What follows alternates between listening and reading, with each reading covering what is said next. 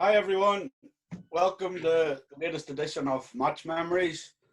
I believe it's up to number 23, so we've managed to avoid it for long enough, I guess. With this week being what should have been World Pairs Week, we have been nominated to give our version of events for the first year that the World Pairs was run in 2012. Long time ago, isn't it? Feels like a long time ago anyway. Yeah. Yes. It's gone on a while now, so what's that, 7-8 years it's been running, and it's been a while, so unfortunately this week it hasn't been able to run, so we're just going to run through how things went for us in 2012. It's turned out to be a phenomenal success, hasn't it? Like, in fairness, for a match, when I suppose back then, Jacko, match fishing was kind of, wouldn't say it was on its knees by any means or anything like that in Ireland, but the festival numbers were dwindling year after year. And I suppose Kevin Locke and Helen Rainsford came up with this idea of running a pairs match. They got a lot of money sponsored. So when we heard about that this event was going to take place, it was nuts. Great opportunity for us as a pair, two best mates that go fishing all the time together, to get involved in something that was not usually run or hosted in this country, huh? So yeah, we heard about it early on in the year, didn't we? About May time, and it was a totally new concept, a total different way of running a match, pairs match. So for us, it was a no-brainer. Straight in, get our names down. Can you remember fishing back then, being up in Mucknow, and anywhere you went around the country, all the anglers were talking about it. Everywhere you went, how is this event going to run? How are they going to accommodate so many pegs? But the fact that everybody was talking about it at that time was phenomenal, wasn't it? Like, it's really got people talking about Ireland. Yeah. So, even as it's turned out now, we know not that many Irish anglers fish it, but the first year, the Irish anglers did embrace it as well. So I think there was 119 pairs that year. So nearly 240 anglers to find pegs for over 5 different venues. Yeah. So the organisers had their work cut out for them. And in fairness, I suppose I'd like to get the statistics on what the amount of festivals that were run in Ireland in 2012 compared to the amount of festivals that are being run now. Like, it really has boosted festival fishing in the country. It's nuts the amount of festivals. Obviously this year, hiccup year, although there are some festivals been running in Enniskillen this week. Seems to be fishing okay. I wish I was up there. Wish we were fishing World Pairs, but however, we'll all be back again bigger and stronger next year, won't we? Like, so for you, what was the first buzz? You did well in the first match. Couldn't have done much better in the opening match, the open match on the Sunday at the time. Yeah, I drew on Chrome River. I think it's the first and probably the last time I ever fished it. I don't think I've been back there since. I think it was peg 7 up in the middle of the stretch. I knew nothing about it. I was told it was just a feeder job, so I just brought feeder rods with me. And I had 34 kilo of hybrids and won the open match on the day. So that gives us a few quid towards our pools money to start us off for the week. Great start. Yeah, I recall I drew small lake just outside in Enniskillen, Loch Crussell. Once again, I didn't finish the full 5 hours. I was gone after 2. It was absolutely rubbish. I got word that you'd done well, so I just travelled about to see how different places are fishing. Yeah, but that was a brilliant start, wasn't it? We couldn't have wished for much better. Like, and the opening night, really good start. And then we went on to the opening ceremony that night. Again, there was some buzz about the place out in Mahon's Hotel. For us to see some of the anglers that were there, you're like looking around. Yeah, Kevin fished that year, didn't he? Kevin Ashurst, and obviously Tommy and Mick and Bob and all the top anglers. And it was the who's who from UK and European angling. Like, it was unbelievable. Like, you're sitting there and you're just like a small boy going, "Oh my God, what have we got ourselves into?" But look at, we all fished big festivals, I suppose, going into that. Like, so we knew we could hold our own. But when you see all these anglers together, you're going, we're going to need a bit more than luck this week, aren't we? Like, so yeah, that's the problem. You're sort of in awe of a lot of these guys, but I just had to get on with it. And we went and done a rotation draw. For anybody that's fished the pairs, it was a bit different the first year. There was an A and a B zone. And whenever you drew A zone, you stuck with A zone for the week. And if you drew B zone, you stuck with B zone for the week. But B was the one nobody wanted, so I drew it. He's still saying that. Still saying that. Reminding me every bloody day. I have no chance of an overall. I win in the overall, but money then. No chance. Mm-hmm. Well, you're happy like I drew it. Being the more attacking and you're happier that I drew the good sections like. Well, at the end of the week, it might have worked out all right, in fairness. So. We'll talk about that as we go along. We'll go through each day and we'll have a bit of a breakdown here and see what way the week went for us. So, opening ceremony, you drew B section, and we got these little tickets. When you actually draw your rotation on the opening ceremony, you got a little ticket, which just basically so you couldn't forget or anglers couldn't swap I about. actually have mine here from then, if you see. So all your rotations on it. I was on B zone. We're both on Monaghan the first day, but that would put me on Conquerwood and Cathal on A zone, which was Tomb Shore. It's actually interesting now. I was thinking about this today. That was the year of the whole development on Mucknow. There's now 200, and stand corrected, but 250 odd pegs on Mucknow that you can drive behind every one. Now, the reason Tomb Shore was in, it's never in any matches. The diggers were literally still on the sections that week, so it was a bit of bad timing, but the section on Conquerwood that I was on, which is pegs 1 to 49 or 48, the diggers were literally just out of it the week before, so nobody really knew how it was going to fish. Mucknow's somewhere where I grew up, so I know the place pretty well, but the section that I was on, you would normally have to walk down through a forest to get down to the pegs. But for me, it was the first time anybody had drove down the bank. So for me, driving down there that first day of the World Powers was like, I'd never seen the place like that before. That was lucky for you, wasn't it? Because I recall I had one hell of a walk on Tomb, nearly killed me. That's the way it goes, isn't it? So anyway, with the fishing, whenever I drew, there's an island in that section, and 4 or 5 pegs past the island for about them 4 pegs are a bit deeper. You have a chance on the pole, so it was top 4 deep on the pole. So I knew the pegs and a bit of local knowledge, and that's the way it went. I caught a few in the feeder, and the last couple of hours, fish came to the pole, and I managed to weigh 12 kilo, which was second on the bank on that day. I think Matt Hall just beat me by a few hundred grams. He was around the other side of the island, so Cathal was on Tomb, which was... I was on Tomb. Wow, that's deep.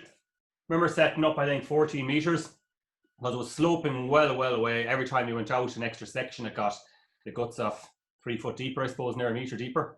So I picked a line, 14 metres, and I got the odd fish in the pole. It was mainly a feeder job for me.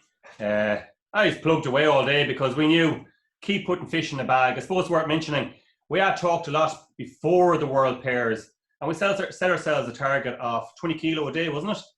We could catch 20 kilo a day. We felt we'd be there about come Friday evening. That's what we set ourselves. And when you wouldn't be far off, but 100 kilo at the end of the week would definitely put you in the frame. Yeah. But anything over that, obviously, there's a chance on the iron of bigger weight. So there was a chance that you'd need more than 20 kilos some days. Yeah, I finished up, I think, at 5 kilo that day. I know I did okay about the guys around. I think it was 1 kilo and 2 kilo each side of me. I know the angler to my right, something I'll never forget, he put in worms, and he had just a really bad day catching eels. And I caught 1 eel the whole day. I think he must have caught 15 eels. Like, it was unbelievable.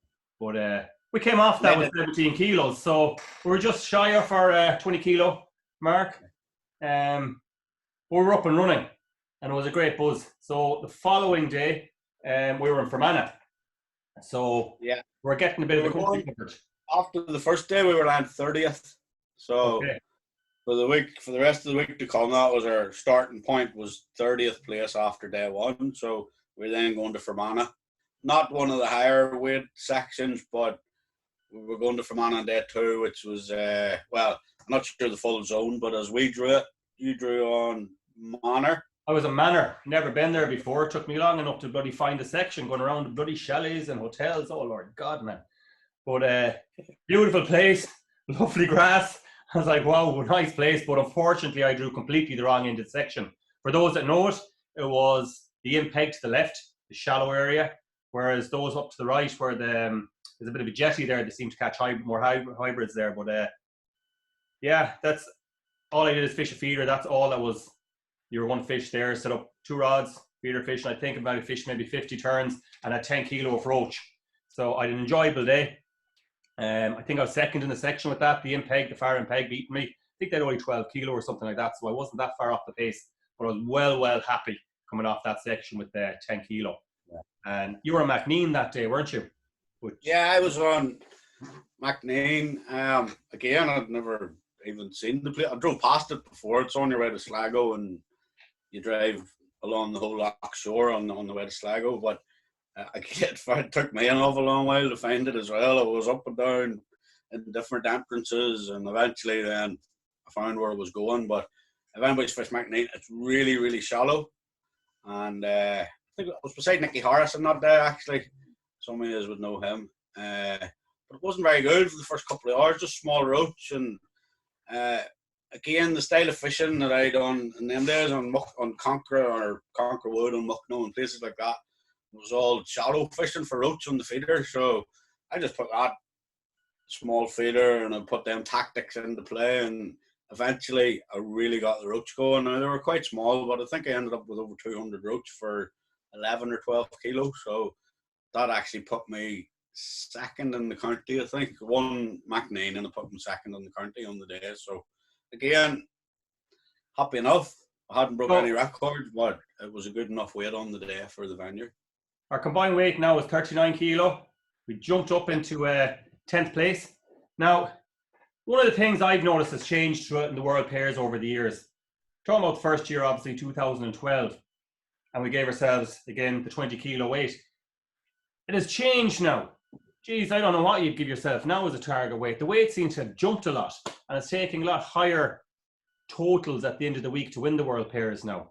Those sections have changed. There were a lot more anglers back then, so the sections were well spread out. So the chances of pairs getting 2 really good draws throughout the week were a lot more limited back then, weren't there? Or something like that.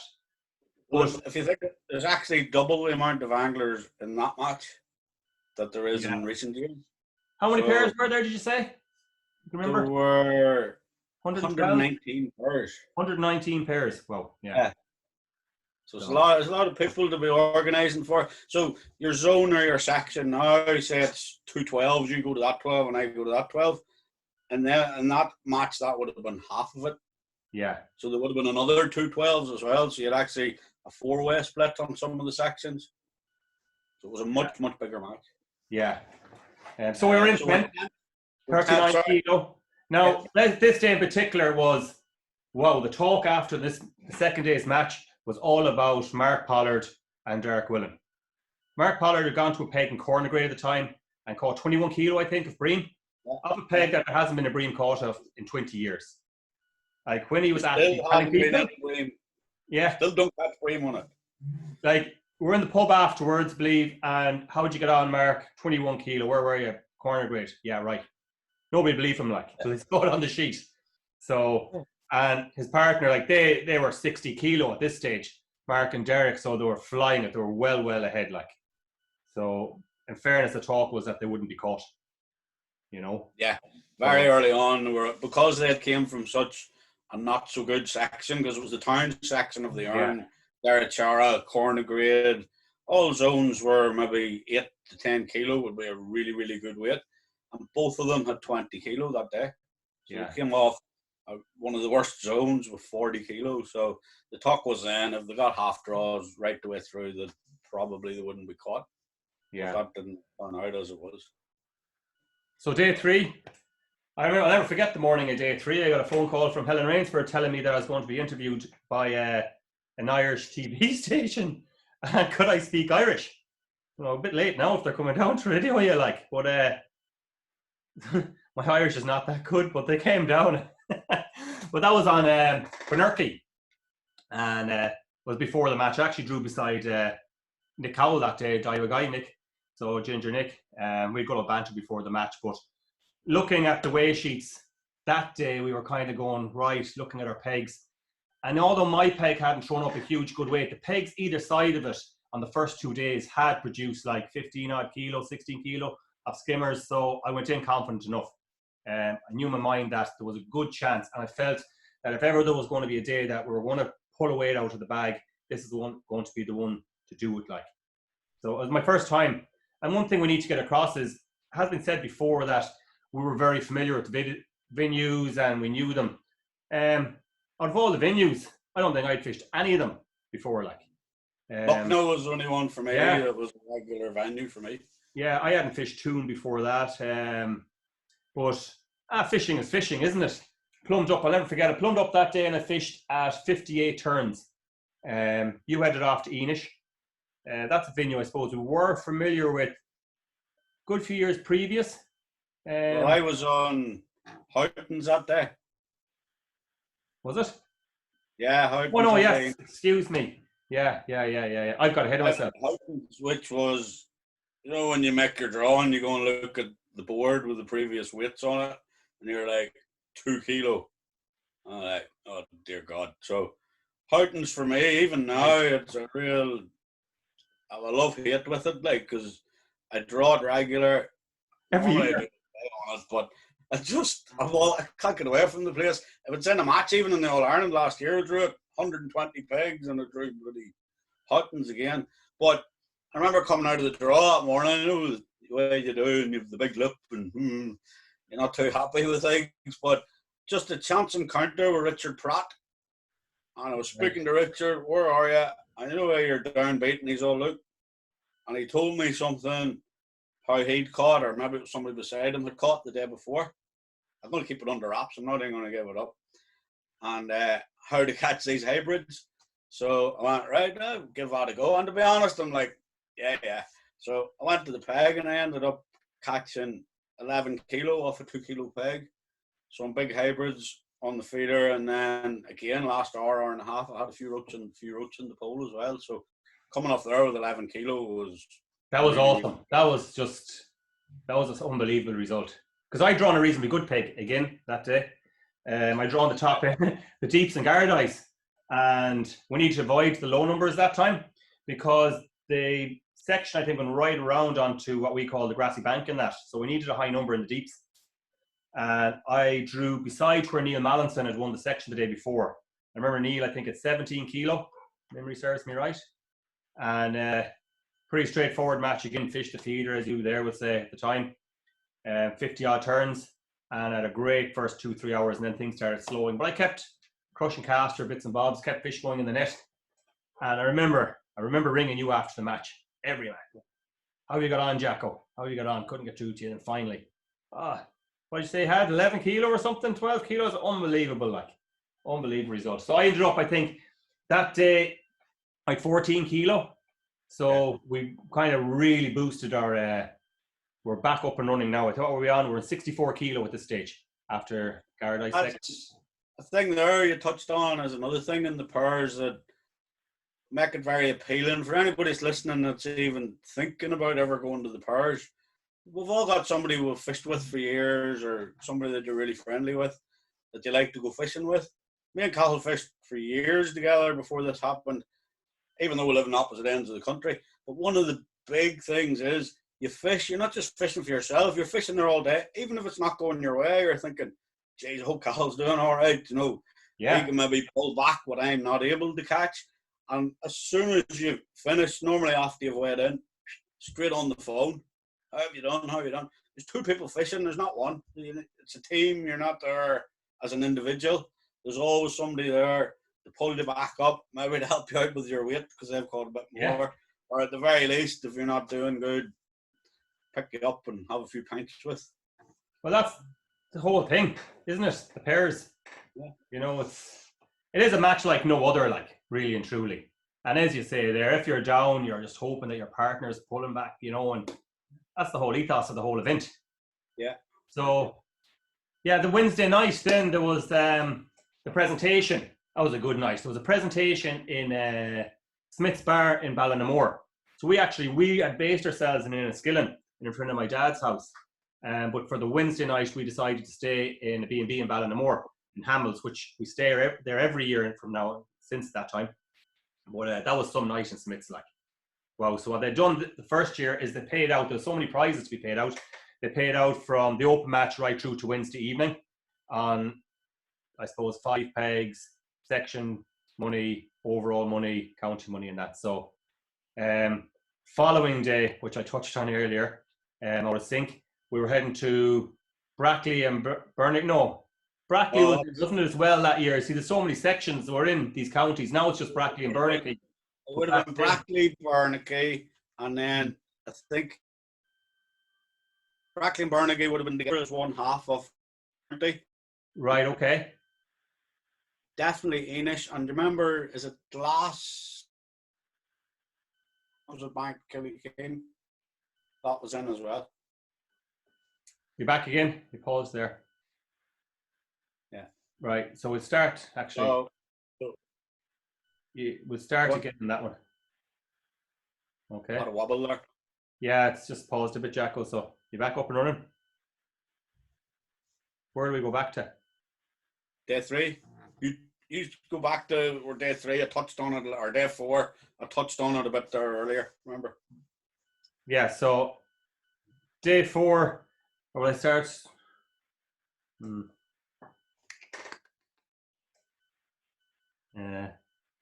What do you think? Yeah, day 4. I touched on it a bit there before. I'm just going on into it. So day 4, I actually touched on it earlier. I drew Bernicky. As I said, that's when this camera crew came down expecting me to be able to speak some fluent Irish, which I can't do. I think the only thing I said to them in Irish was Sloan, which is goodbye, when they left me before the match. But it was a section, as I said, hadn't fished before. I knew there was a few fish about, so it was a section I really, really felt that if anything was going to happen for us in the pairs, I had to put a weight out of the hat. Jacko, you were going to Enish that day, which was a section we used to be familiar with. It used to be really, really good before the zebra mussels and there was colour in the water. But when you went there, it changed. But even when we heard it was put in the pairs, we're like, oh, yeah, why have they put that in? Because, like you said, with zebra mussels appearing and the water clarity, it had gone downhill somewhat. But the wick of the pairs, it fished pretty well. So it was no issue. I caught all on the pole that day. I think again it was near Matt Hall or beside Matt Hall, and we had a really, really good match. Had 10 kilo of very small roach, so a really busy day's fishing. And that was a windy day, wasn't it, though? Yeah, it was really, really windy, so it was quite tricky. But again, as in any festival, and especially with the pairs, probably more so because you've somebody else you're hoping that they're doing well. Small fish on the pole, just get your head down and catch whatever you know you can catch. I'm in a tackle room here and the flies buzzing around me here. Yeah, I ended up that day with 24 kilo.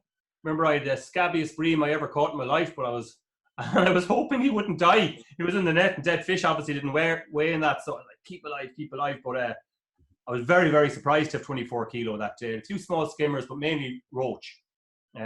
Very, very enjoyable day's fishing. But again, you're under pressure. So after that day, what had we? We actually moved after day 4. We weighed, what did we have that day between us?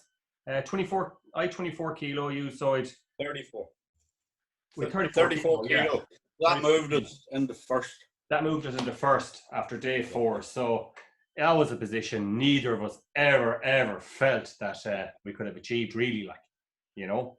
Because we were just ticking along. There was no real mad days or anything. It was just plugging along, nice and steady. So day 5, it was all about day 5. I remember being in the draw on day 5. It was in the foreman in Enniskillen. Oh boy. Must have gone to the toilet 5 times that morning. I'll tell you what, the muck was terrible. Eating it and going, we just needed to draw well. We wanted to draw well. Now, in fairness, we drew 2 in pegs. To a lot of people, won't be too surprised there, but you were drawing the wrong end of Derry Chara, and I drew the complete wrong end of Crom River. It was a peg that I think was near last in the section every day. If you go back in the results, I think it was we went over to the weighboard that were holding. If we could say going into that day, obviously we're going in first, but what were we, 2 kilo ahead of Derek and Yeah, very, very Mark, little in it. so it was really, really close. Now they were going to the Gardaí section, I think, Connolly's, which is So they had a good chance. Fairness, they were favourites. We were really holding out for a bit of luck. But I think when I was driving all the way out to Crum, I was really going, well, you know what? There's great prizes for second and third, like, so don't be too disappointed if we don't win it, or anything like that. But it was gutting. It was gutting when I went up to that weighboard, and I mean, you would Jerry Chara of all places. You wouldn't want to draw it in an open match, let alone the last day of the pairs when you're leading it. But however, I mean, I know for myself, I headed off, and at the time, Crum River was all the way. You'd actually won the match on the feeder. Every day was feeder day on that Crum River, and it was a long walk. And it's something I probably wrote about or talked about before. Got up to my peg. It was a good long walk. Just brought my roddy rod bag. Set up 2 feeder rods. Sat there, looked at my watch, hour and a half odds before the all in. And one thing in the World Pairs, you have so much time, don't you, to get set up, drop off your partner if you have to. And you do have so much time. But I can remember sitting there, Jacko, going, right, I can't see, I have to set up a pole. So I had to walk all the way back to the van again and bring all the pole gear. And the boys were slagging me off, in fairness. Why are you setting up a pole for? Because it was a really, really windy day again that day. But I set it up, and I remember I had a top 4, I think it was, and I was going, it was perfect. Nice little flow in the river. I was going, you have to catch on this. So probably nobody had set it up all week. No, nobody had, like. So I remember starting off on the feeder, and I think I was plugging away. I actually went back over my notes. I think I had 18 fish in the first half an hour, but they were so small. They were tiny fish. And I knew, I can't remember what target we gave ourselves, probably 20 kilo again, but we knew that was not going to really be achievable. But I put out the pole, see what happened. I thrown in a few balls at the start, and boom, straight away, flow went under. I was like, better roach. And boom, boom, boom, boom. It was unbelievable. Wow, did that cheer me up, like. At the time, there were photographers knocking about, a lot more journalists and that, and they were coming around, and they were just, because we were the leading pair, I suppose they were up to us, so I was asking them, how's Jacko getting on? And they were catching a few fish, but the word I was getting coming back, there was Mark Pollard was on Connolly's, and he was absolutely emptying it, catching a skimmer, a chuck, and I was like, oh my God, no. I never wish badness on anybody, but truth be told, like, I wasn't the same players for him, like, if I was, they were for something else. But yeah, it was a tough day. How did your match go that final day? The pressure was on. I can't remember much about that match, to be honest. Again, you Drew took one for the team and went to the crop peg. So those that know Derry Chara, that's apt. Derry Chara, whoever wants to go to it, like. No. But again, like you said, last day in the pairs, just had to fish for absolutely everything. Fished cage feeders and long tails in the feeder, and just fished for anything at all. I think I had 6 kilo odd of a few fish on the tip, and again a few fish on the pole. Tony Hopkins actually, I think he might have won the bank beside me with a couple 100 grams more. So it's what was there to fish for. Again, there was no point in sitting trying to fish for skimmers or hybrids that you might not catch. So it's just one of them days, like in the pairs again, where you're kind of relying on the other guy to pull you back up, So I caught what I could catch, 6 kilo. Got to the end of the match, straight on the phone. I don't think you had reception, had you? No, you had reception. I was trying to ring you, or maybe I had reception. Wow. Anyway. But what you said there, wasn't that the whole ethos of the pairs for us? Keep fish going in the net. Yeah. That's what we said. Keep fish going in the net, because, there's no point taking chances.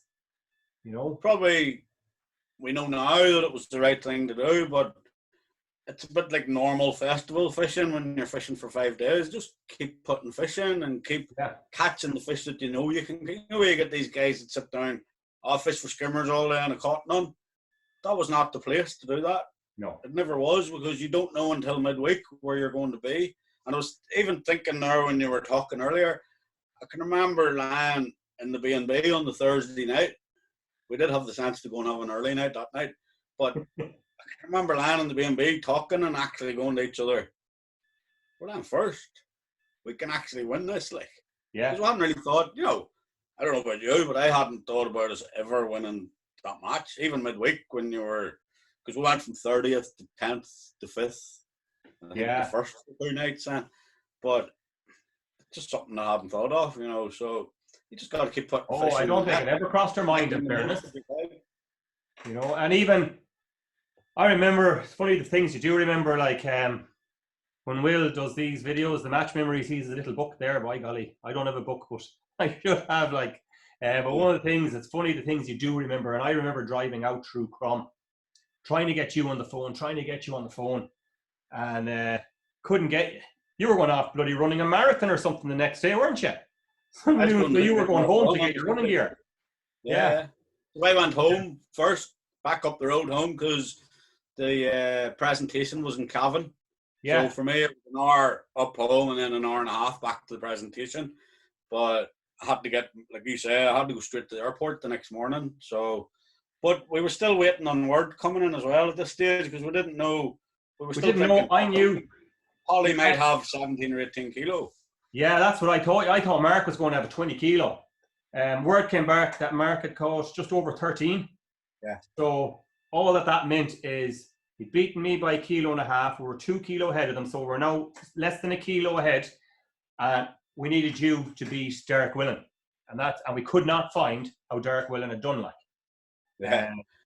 And that was 10 minutes hours trying to find out how the hell did Derek do. And finally, I think it was Willie Wheeler actually, as driving down the road, that rang me and says, "You boys won it." Still wouldn't believe it. I was like, "What way does Derek?" And he goes, "I don't know, but that's the word, is that you won it." And well, I remember finally getting through to you and just screaming down the phone, "Woo!" It was halfway home in the car. I was halfway home when you phoned me, and we were like, still couldn't believe it. Because don't forget, people mightn't know, but it's not about money. But first was 30,000, and second was 10.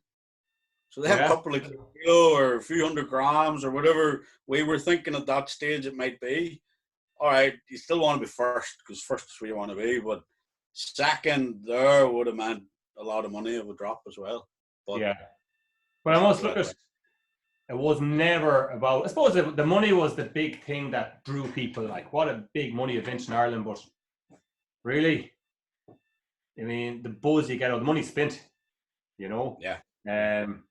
Pairs champions, actually, I don't know, people can have a well stuck up on the wall. There's not very good at directing this. Oh, there we go. Wrong way, it's backwards. There you go. Still have the check on my wall. Not that I need reminding off the anthem, but that was some night as well, the presentation night. Everybody. When are you going to cash that check in? Huh? When are you going to cash the check? My good wife was a well cashed. I never saw a penny of that, in fairness. Anyway, presentation night. Yeah, the presentation was some. Do you know what? Like, it's funny. Everybody congratulating you. We'd done really, really well in Ireland in our festivals. We'd fished previous to the World Pairs and that kind of stuff, So, but I think it really got us recognised by a lot of the top anglers in England.